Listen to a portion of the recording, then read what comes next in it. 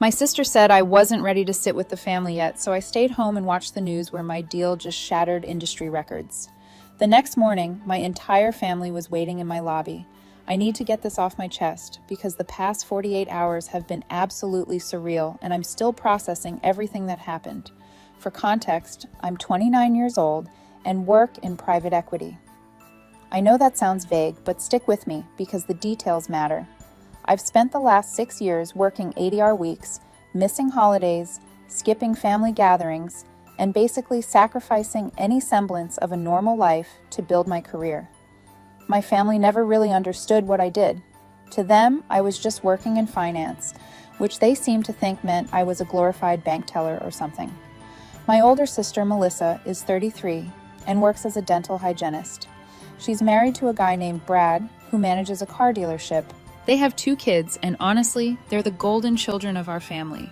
My parents worship the ground they walk on. Every Sunday dinner is at their house. Every holiday centers around their schedule. Every conversation eventually circles back to their accomplishments, no matter how small. My younger brother Tyler is 26 and works in pharmaceutical sales. He does well for himself, drives a nice car, and has always been mom's baby. He can do no wrong in her eyes. Then there's me, the middle child, who was always too ambitious, or too focused on work, or not making time for what really matters. I heard it all growing up. When I got into Yale, my mom's first comment was asking if I'd still be able to come home for Christmas. When I landed my first major job at a boutique investment firm, my dad asked when I was going to settle down and find a husband. When I bought my condo in Manhattan 2 years ago, Melissa said it seemed lonely and sterile. I stopped trying to impress them years ago.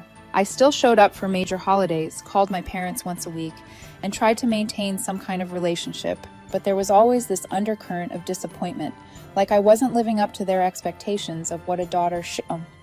3 months ago, I started working on the biggest deal of my career. We were facilitating the acquisition of a major pharmaceutical distribution network by a consortium of investors. The deal was worth $8.7 billion. Yes, billion with a B. I was leading the transaction team, which meant I was responsible for due diligence, negotiating terms, coordinating with legal teams, and basically living at the office for 12 weeks straight. I missed Tyler's birthday dinner. I missed my nephew's soccer championship. I had to bail on my mom's retirement party at the last minute because we hit a snag with regulatory approval. Each time, I apologized profusely and explained I was working on something massive, but the response was always the same tired disappointment. 2 weeks ago, Melissa called me about Thanksgiving. Our family always does this huge dinner at her house with about 20 people, extended family, Brad's parents, the whole production. She asked if I was coming, and I said, absolutely, I wouldn't miss it. The deal was scheduled to close on November 22nd, 2 days before Thanksgiving, so I'd be free. Fast forward to last Tuesday, 5 days before Thanksgiving. I got a call from Melissa around noon. I was in the middle of a conference call, but I saw it was her and figured it might be important. So I stepped out and called her back. Hey, what's up? I asked, already walking back toward my office. So, listen about Thursday, she started, and I could hear that tone in her voice. The one she uses when she's about to say something she knows I won't like, but she's convinced she's right about. Brad and I have been talking, and we think maybe this year you should sit this one out. I literally stopped walking in the middle of the hallway. What? Sit out Thanksgiving? It's just that you've been so flaky lately, and we're trying to make this dinner really special. Brad's parents are coming, and his sister just got engaged, so we want to celebrate that. We need people who are going to be present, not checking their phones every 5 minutes, or leaving early because of work. My blood pressure spiked immediately. I haven't confirmed I'm coming, and then bailed in years. The few times I've had to miss things, I've given you as much notice as possible. Come on, Domenica. You missed Tyler's birthday last month. You couldn't even make it to Mom's retirement party. You're always working on something big, but honestly, we're just tired of planning around someone who's never actually going to show up. I'm literally telling you right now that I'll be there. My deal closes on Wednesday. I'll have all of Thursday free. She sighed like I was being deliberately difficult. See, that's the problem. You don't get it. It's not just about physically being here. It's about being mentally present, being part of the family instead of treating us like some obligation you have to check off your list. Maybe take this year to think about your priorities, and next year you can join us when you're actually ready to be part of this family again. I was stunned into silence. After a moment, I managed to say, "Is this really how you feel, or is this coming from Mom and Dad too?" We all talked about it. She admitted, "We just think some space would be good. Help you figure out what's really important." I wanted to scream. I wanted to tell her exactly how hard I've been working and why it mattered.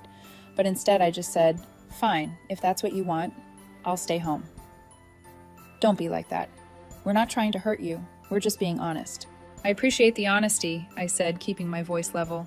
"Have a great Thanksgiving." I hung up before she could respond. I went back to my office, closed the door, and let myself have exactly 5 minutes to be angry. Then I got back to work because I had a multi-billion-dollar deal to close and apparently no family dinner to rush home for. The next few days were chaos. We hit another snag with one of the investors, and for about 18 hours on Tuesday night into Wednesday morning, it looked like the whole thing might fall apart. I didn't sleep. I practically lived on coffee and adrenaline. But by Wednesday afternoon, we had it sorted. Every signature was in place, every regulatory requirement met, every term negotiated and agreed upon. We closed the deal at 6:47 p.m. on Wednesday, November 22nd. My managing partner, a guy named Richard, who's been in private equity for 30 years, actually had tears in his eyes. This was the biggest transaction our firm had ever completed. My commission alone was going to be just over $4.3 million. The lead partner was clearing somewhere in the range of $15 million. We celebrated at the office with champagne that cost more than my first car. Richard gave a speech about how this was a career-defining moment for everyone involved, but especially for me since I'd led the team.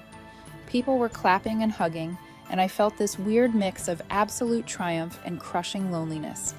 I went home to my sterile condo around 9:00 p.m. I ordered Thai food, changed into sweatpants, and sat down on my couch. Tomorrow was Thanksgiving, and I had absolutely nothing to do. No dinner to attend, no family to see, nowhere to be. I turned on the TV just to have some noise and flipped to CNN. They were covering business news, which they sometimes do in the evening. And then I heard it. In a groundbreaking deal announced just hours ago, private equity firm Ashford and Crane has facilitated the acquisition of Medstream Distribution by a consortium of international investors in a transaction valued at $8.7 billion. This represents the largest pharmaceutical distribution deal in industry history, shattering the previous record set in 2019. My food arrived at some point. I think I paid the delivery guy. I honestly don't remember because I was glued to the TV as they kept talking about the deal. They brought on an industry analyst who called it a watershed moment and discussed how it would reshape the entire pharmaceutical supply chain. They mentioned Ashford and Crane by name 3 times. Then they cut to footage from a press conference we'd held that afternoon.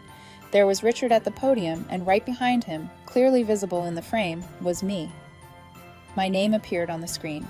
Domenica Chen, lead transaction manager, Ashford and Crane. I sat there with my pad thai getting cold, watching myself on CNN, processing the absolute insanity of the timing. 24 hours ago, my sister had uninvited me from Thanksgiving because I wasn't ready to be part of the family, because my work wasn't as important as being present. And now that work was literally breaking news on national television. My phone started buzzing. Colleagues from business school were texting congratulations. Former coworkers were sending messages. My LinkedIn was exploding with notifications, but nothing from my family. They had no idea because they'd never bothered to ask exactly what deal I was working on or when it was closing. I barely slept that night.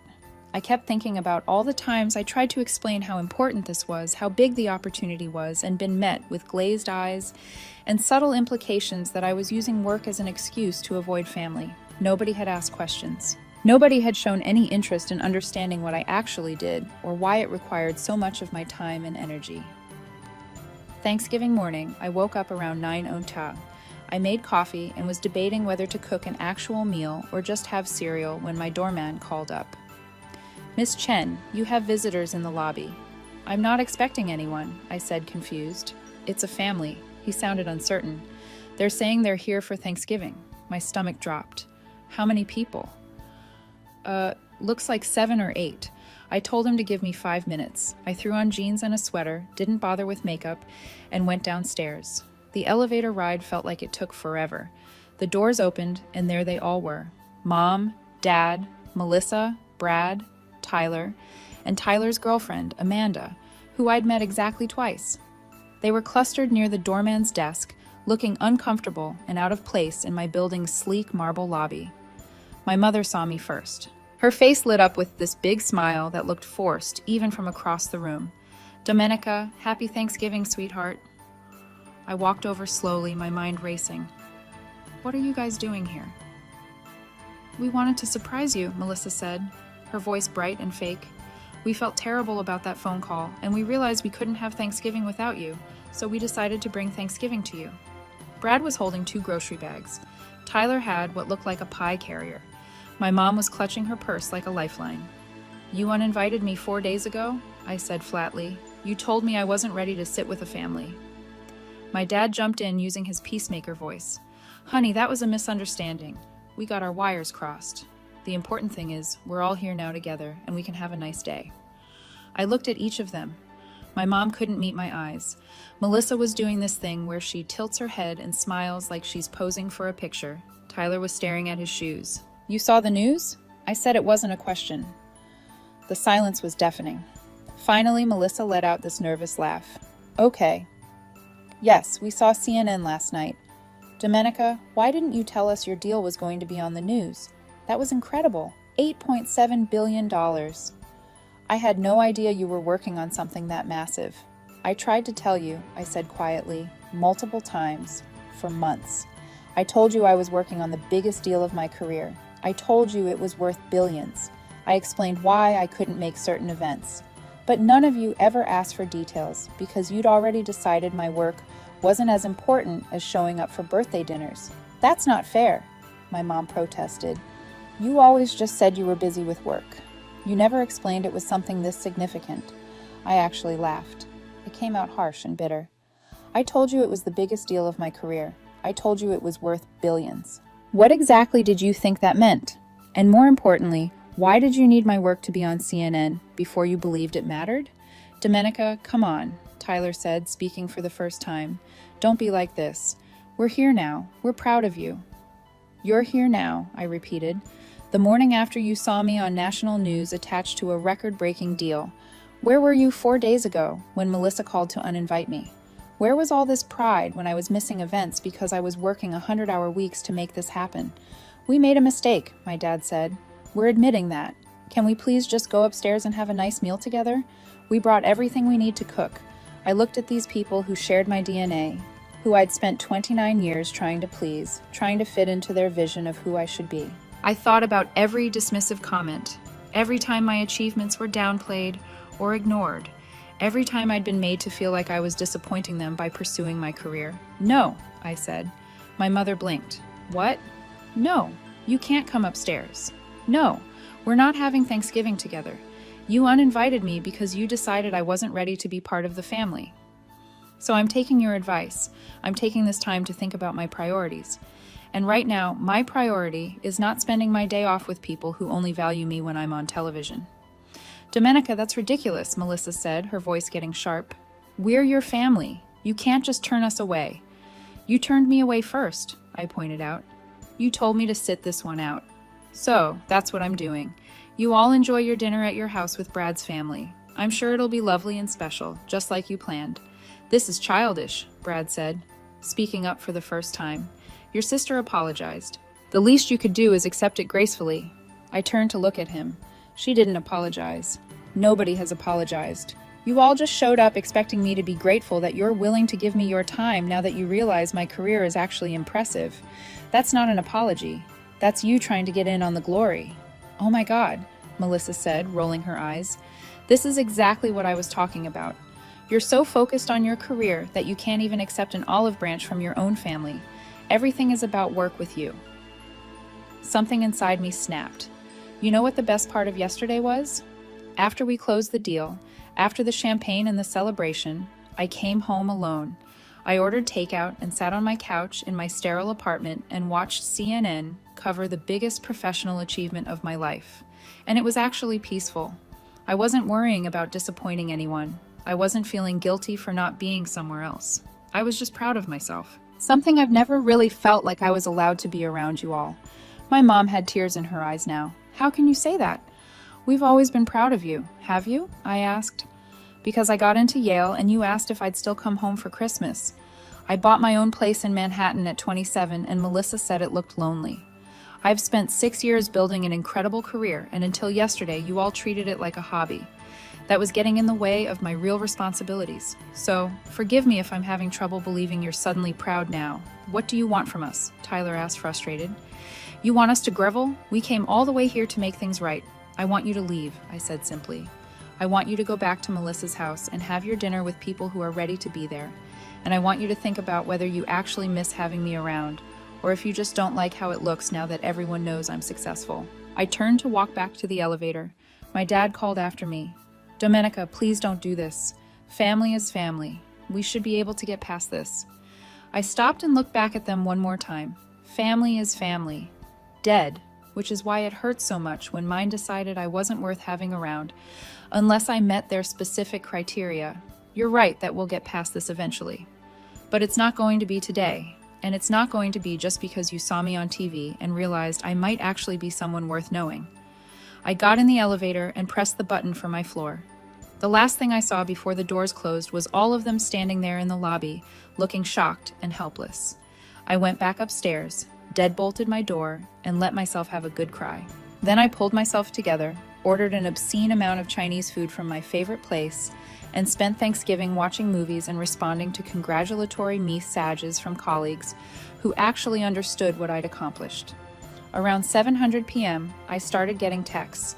First from Tyler, "We're home. We're all really upset. Please reconsider." Then from my mom, "I love you so much. I'm sorry you're hurting. Can we please talk soon?" Then Melissa, "I think we both said things we didn't mean. I hope you're okay." I didn't respond to any of them. I wasn't being cruel or trying to punish them. I just genuinely had nothing to say yet. I needed time to process everything to figure out what kind of relationship I wanted with them going forward, if any. Friday morning, I woke up to 17 missed calls. My first instinct was panic, thinking something terrible had happened. But as I scrolled through, I saw they were from extended family members I barely heard from. Aunt Carol, who I saw maybe once every 2 years, my cousin Jennifer from Boston, my dad's brother, Uncle Mark, who I'd spoken to exactly 3 times in my adult life. The voicemails were all variations of the same theme. Saw you on the news. So proud. We should catch up soon. It was fascinating how success made you suddenly visible to people who'd never bothered to check in before. My college roommate, Rebecca, called around 10. Unlike my family, she'd been following my career closely for years. She knew about every promotion, every major deal, every sacrifice I'd made. "How are you holding up?" she asked, skipping pleasantries entirely.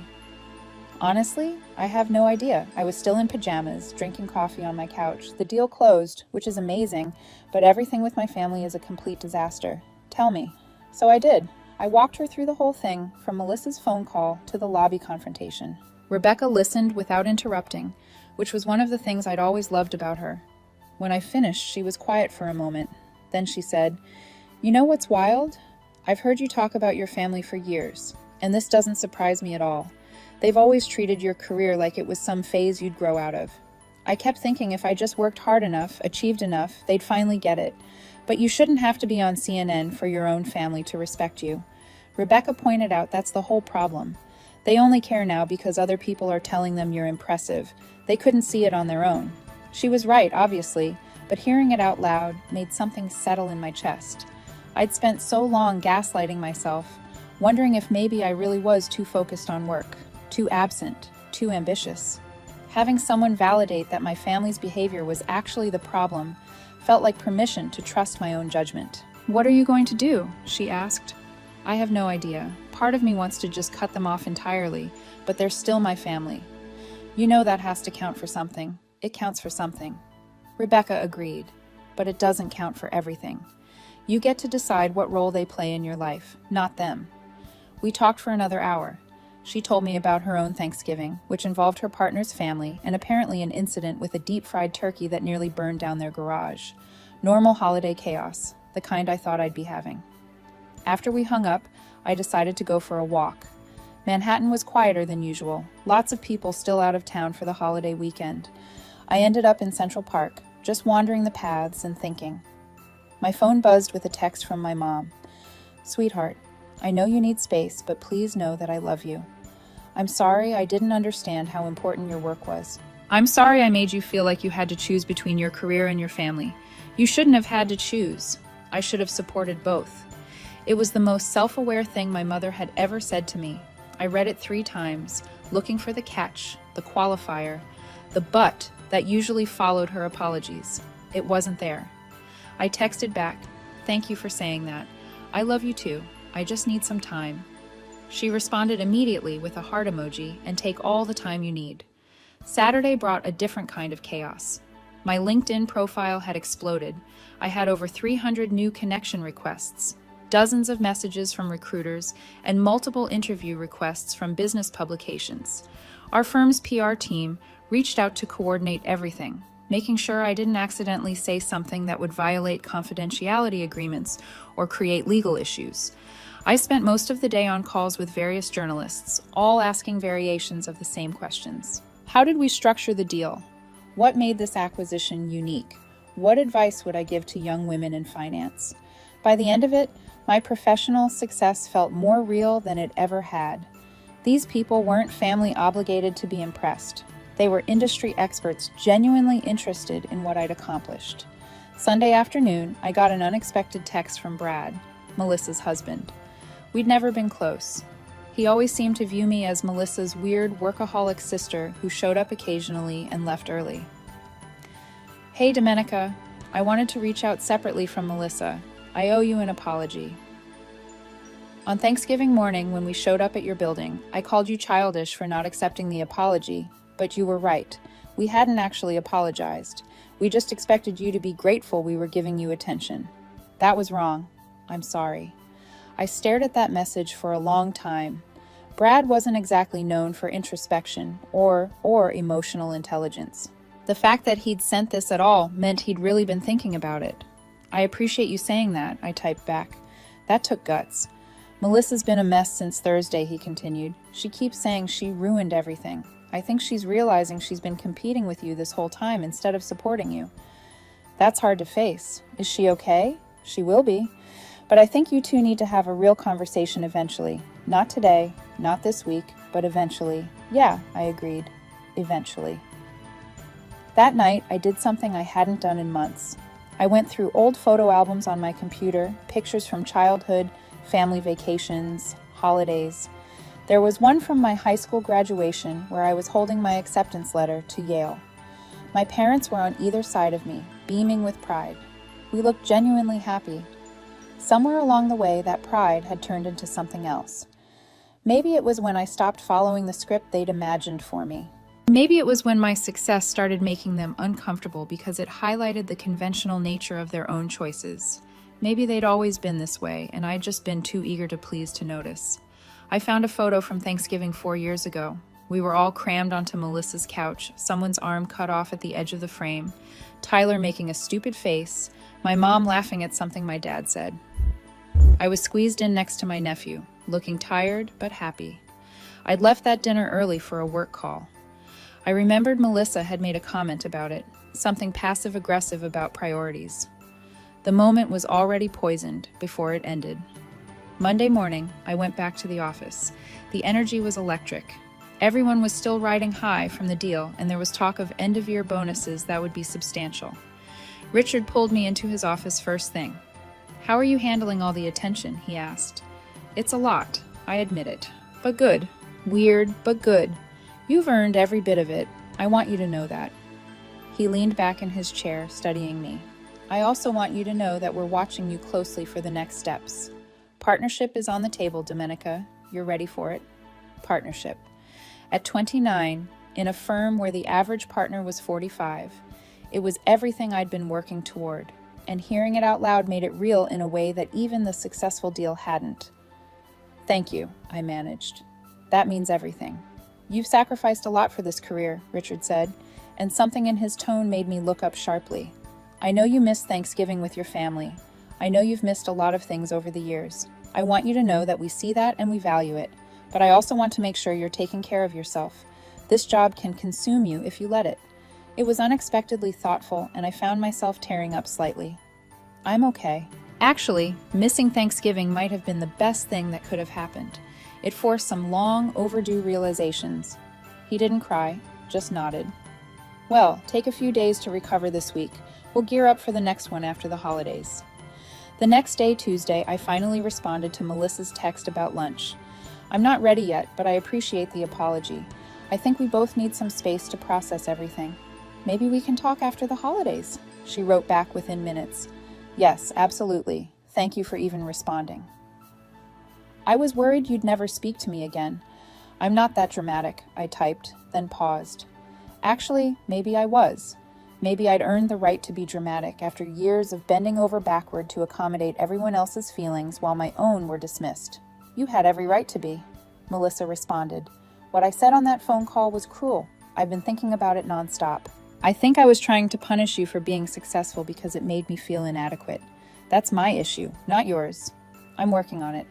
It was the most honest she'd ever been with me. I didn't know what to do with it yet, but it was something. Wednesday evening, my dad called. I almost didn't answer, but something made me pick up. "Hi, sweetheart," he said, his voice careful. "Is this a good time?"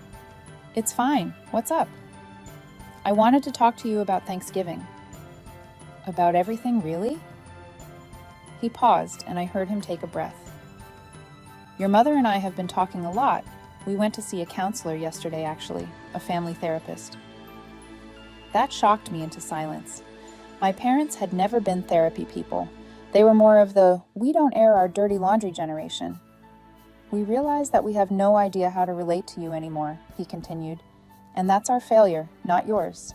We raised you to be independent and ambitious, and then we punished you for it because it didn't look the way we expected. That's not fair, and it's not okay." "Dad," I started, but he kept going. "Let me finish, please. I've been practicing this." Another breath. "You're an incredible person, Domenica.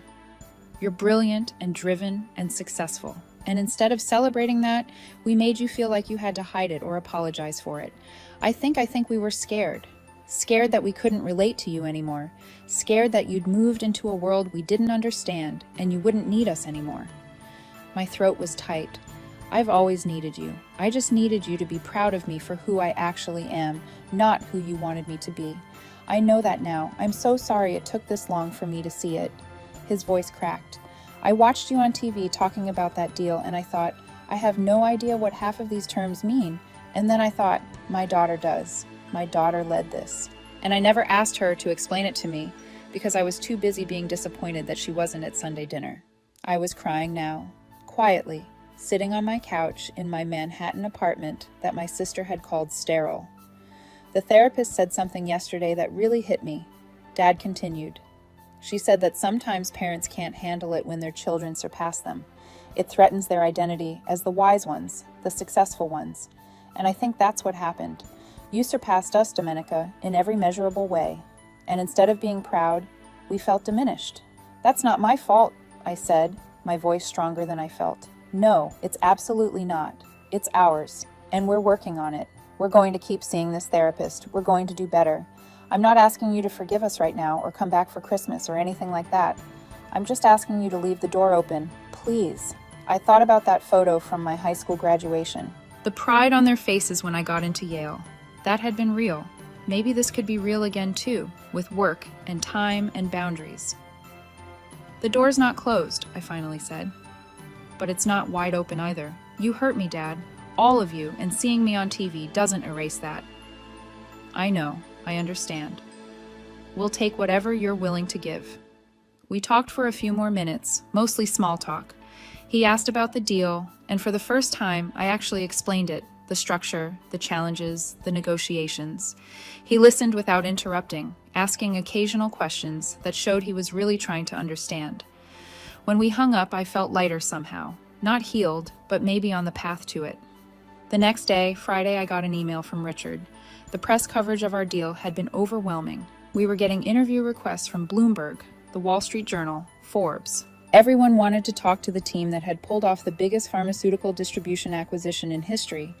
He asked if I'd be willing to be featured in some of these articles, and I said yes. Over the weekend, my family group chat that had been silent since Tuesday suddenly became active. My dad sent a link to the Wall Street Journal article that mentioned me by name. My mom sent a heart emoji. Tyler sent, "Proud of you, sis." Melissa sent a longer message. "I've been doing a lot of thinking, and I realize I owe you a real apology, not just for uninviting you, but for years of not taking your career seriously. I think I was maybe a little jealous, if I'm being honest. You've accomplished so much and I felt left behind. That's not an excuse, just an explanation. I'm genuinely sorry for how I treated you. If you're willing, I'd love to take you to lunch next time you're home and really talk." I stared at that message for a long time. Part of me wanted to ignore it, to hold on to my anger and hurt, but another part of me recognized that it took guts to admit jealousy and to offer a real apology without qualifications or excuses. I didn't respond right away. I'm still figuring out how I feel and what I want.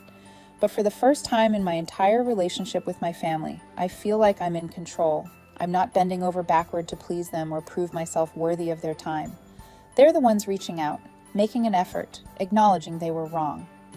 My therapist, who I started seeing after the whole Thanksgiving mess, says this is actually healthy. She says, "I've spent most of my life seeking validation from people who were never going to give it to me on my terms, and that their sudden interest now that I have external validation is telling.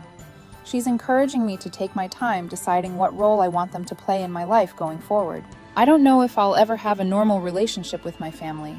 I don't know if they're capable of valuing me for who I am rather than how my success reflects on them. But what I do know is that I'm done apologizing for my ambition. I'm done minimizing my achievements to make other people comfortable. I'm done being treated like the family disappointment when I'm actually killing it in every measurable way." Next week, I'm flying to London for meetings with our investors. In January, I'm being promoted to partner, the youngest in the firm's history. My life is exactly what I worked for, and I refuse to feel guilty about that anymore. As for Thanksgiving, I've decided I'm hosting next year at my sterile apartment. I'm inviting my colleagues, my friends from business school, and anyone else who supported me along the way. My family is welcome to come if they can manage to show up without judgment or conditions, but they better call ahead first because I'll be checking names at the door. Update. Okay, this blew up way more than I expected. I've gotten hundreds of messages, and I wanted to address a few common questions and comments. First, yes, this is real. I'm being deliberately vague about specific names and details about my firm because I value my privacy and my professional reputation, but the core story is absolutely true. Second, a lot of people are asking if I've talked to my family since Thanksgiving. The answer is yes, sort of. I had a phone call with my dad last week that was actually pretty productive. He apologized without making excuses and acknowledged that they'd all taken me for granted. He said, "My mom is devastated and wants to make things right, but she doesn't know how." I told him I need more time, and he respected that. Melissa and I exchanged a few more texts. She's been sending me articles about sibling relationships and birth order dynamics, which is very her. She's trying, and I appreciate that, but we're not at lunch yet. Maybe we'll get there. Tyler sent me a funny meme yesterday, which is basically his love language, so I think we're okay. Third, some people are saying I'm being too harsh and that family is family. I hear you, but respectfully, I disagree. Being related to someone doesn't give them the right to treat you poorly and then expect instant forgiveness when it's convenient for them. I spent years trying to maintain relationships with people who clearly didn't respect me or my choices. Setting boundaries isn't punishment, it's self-preservation. Finally, to everyone who shared their own stories of being the black sheep or the ambitious one in their family, thank you. It helps to know I'm not alone in this. We all deserve to be celebrated for our achievements, not made to feel guilty about them. I'm in a good place right now. My career is thriving. My therapist says I'm making progress. And for the first time in years, I feel like I'm living life on my own terms. Whatever happens with my family, I know I'll be okay. Because at the end of the day, I closed in China an $8.7 billion deal.